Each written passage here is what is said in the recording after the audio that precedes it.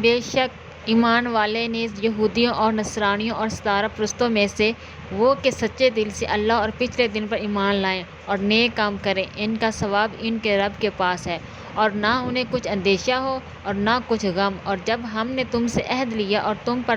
طور کو اونچا کیا، لو جو کچھ ہم تم کو دیتے ہیں زور سے اور اس کے مضمون یاد کرو،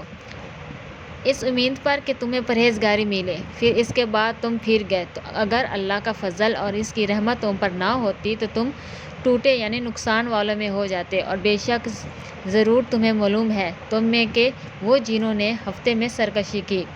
ہم نے ان سے فرمایا کہ ہو جاؤ، بندر دھتکارے ہوئے، تو ہم نے اس بستی کا یہ واقعہ اس کے آگے اور پیچھے والوں کے لیے عبرت کر دیا اور پرہیزگاروں کے لیے نصیحت۔ اور جب موسیٰ نے اپنی قوم سے فرمایا خدا تمہیں حکم دیتا ہے کہ ایک گائے ذبح کرو، بولے